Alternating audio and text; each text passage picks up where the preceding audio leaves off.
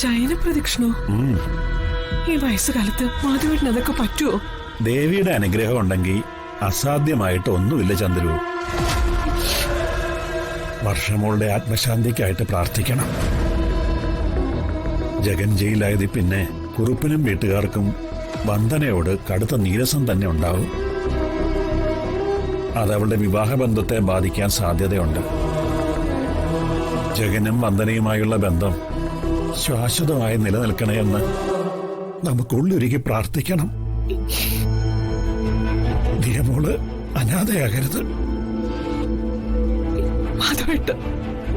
മാധവേട്ടൻ കരയാണോ? ഇല്ല, കരയുന്നില്ല. കരഞ്ഞാൽ ഞാനല്ല, എന്റെ ചന്ദ്രുവാ തോറ്റുപോകുന്നത്. ഇരുളടഞ്ഞ ജീവിതത്തിലെ ഇത്രയോളം പോന്ന ഒരു മിന്നാമിനിങ്ങിന്റെ വെട്ടമാ ഞാൻ. മാധവേട്ട, എന്താ ഇതൊക്കെ? മാധവേട്ടൻ എനിക്ക് മിന്നാമിനിങ്ങിന്റെ വെട്ടമാണെന്ന് ആരാ പറഞ്ഞേ? എന്റെ സൂര്യന്, എന്റെ ജീവിതത്തിൽ ഉദിച്ച സൂര്യനെ മാധവേട്ട. 1000 ദുഃഖങ്ങളുമായി ഉദിച്ചുയർന്ന സൂര്യൻ അല്ലേ? അല്ല, എന്റെ ജീവൻ. എന്നാ പിന്നെ മാളോട്ടമ്മയെ കണ്ട് തൊഴുത് പ്രാർത്ഥിച്ചിട്ട് വരാം. വർഷയുടെ കാര്യം ഓർക്കുമ്പോ പുറത്തിറങ്ങാൻ പോലും തോന്നുന്നില്ല. തൽക്കാലം ക്ഷേത്ര ദർശനമൊന്നും വേണ്ടെന്ന് കരുതിയതാ. എന്നാ പിന്നെ ഞാൻ ഒറ്റയ്ക്ക് പോയിട്ട് വരാം. ശയനപ്രദക്ഷിണം മുടക്കാൻ പറ്റില്ലല്ലോ, നേർന്നതല്ലേ? വേണ്ട, ശയനപ്രദക്ഷിണം നടത്തുമ്പോ ഞാൻ കൂടെ ഉണ്ടാവണം. നമുക്ക് ഒരുമിച്ച് പോകാം. വേഗം ഡ്രസ് മാറിയിട്ട് വാ.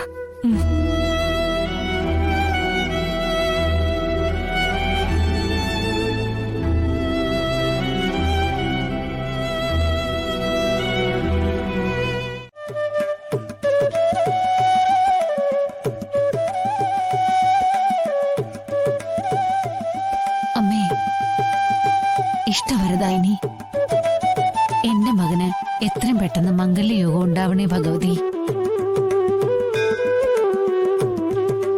അവനെ ഒരു കുടുംബജീവിതത്തിലേക്ക് കൈപിടിച്ചുയർത്തി കോലോത്ത് ഐശ്വര്യം തരണേ ഭഗവതി. ഭഗവതി ദേവി.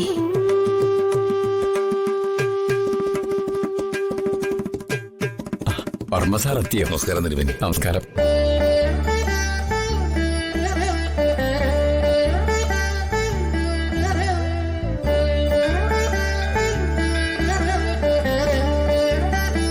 വർമ്മ സാറ് വിളിച്ചു പറഞ്ഞതനുസരിച്ച് കാര്യസിദ്ധി പൂജ നടത്തിയിട്ടുണ്ട്.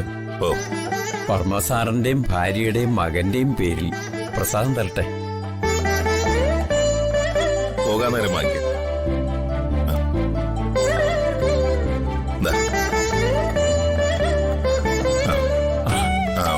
തിരുമേനി, ഒരു സന്തോഷ വാർത്തയുണ്ട്. ഞങ്ങളുടെ മോൻ ശ്യാം വിവാഹത്തിന് സമ്മതിച്ചു. പെണ്ണും ചെറുക്കനും തമ്മിൽ കണ്ടു. രണ്ടുപേർക്കും പരസ്പരം വളരെ ഇഷ്ടപ്പെട്ടു. രണ്ടുപേർക്കും വിവാഹത്തിന് സമ്മതവുമാണ്. വിവാഹമേ വേണ്ടെന്ന് പറഞ്ഞ് നടന്ന ആളല്ലേ. ഇപ്പൊ എല്ലാം ഒത്തു വന്നത് ദേവിയുടെ അനുഗ്രഹം കൊണ്ടാ. അതെ, കാര്യസിദ്ധി പൂജ നടത്തുമ്പോ പല ശുഭലക്ഷണങ്ങളും സംഭവിക്കും. തിരുമേനി, ഞങ്ങൾക്കിന്നൊരു വഴിപാട് കൂടി നടത്തണം. അടിപ്രദക്ഷിണം നടത്തണം. ഞങ്ങളുടെ മകന് വേണ്ടിയുള്ള നേർച്ചയാ. ഓ, ആ നേർച്ച നടത്താമെന്ന് ഞാൻ സമ്മതിച്ചു തിരുമേനി. മോന്റെ വിവാഹം മംഗളകരമായിട്ട് തന്നെ നടക്കണം അല്ലേ? നടക്കുമല്ലോ. ദേവിയുടെ ഇഷ്ട വഴിപാടാ അടിപ്രദക്ഷിണവും ശയനപ്രദക്ഷിണവും ഒക്കെ. കന്നിമൂല ഗണപതിയെ വണങ്ങിയിട്ട് ആദ്യം വലതുകാല് വെച്ച് തുടങ്ങിക്കോളൂ. ചുരുങ്ങിയത് 101 അടിയെങ്കിലും വേണം.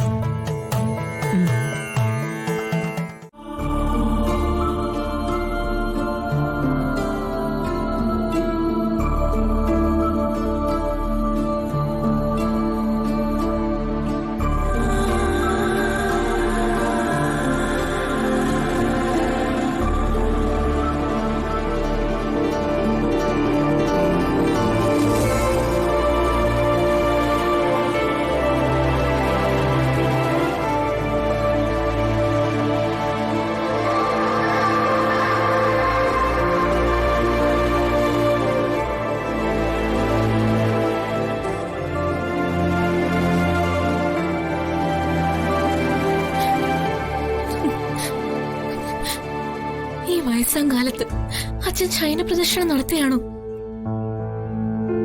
വർഷ തിരിച്ചു വരണമെന്ന പ്രാർത്ഥനയാണോ? വർഷയുടെ ആത്മശാന്തിക്ക് വേണ്ടിയുള്ള നേർച്ചയാണോ?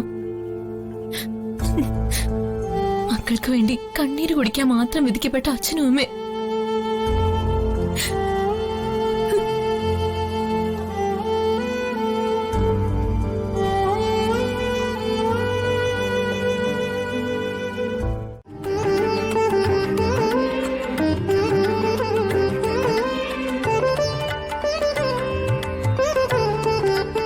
നന്നായി പ്രാർത്ഥിക്കും. ഈശ്വരാ. പ്രദക്ഷിണ വഴി കയറിയാൽ ആദ്യം മുന്നോട്ട് വെക്കേണ്ടത് വലതുകാല, പിന്നെ ഇടതുകാല്. ആ ക്രമത്തിൽ വേണം നടക്കാൻ, അല്ലേ? അതെ. പിന്നെ മനസ്സിൽ ദേവീചിന്ത മാത്രമേ പാടുള്ളൂ. ഇടയ്ക്ക് അടിപ്രദക്ഷിണം മുടക്കരുത്, അങ്ങനെയല്ലേ? അങ്ങനെയാണല്ലോ തിരുമേനി പറഞ്ഞത്. ഉം. തുടങ്ങാം. ഉം.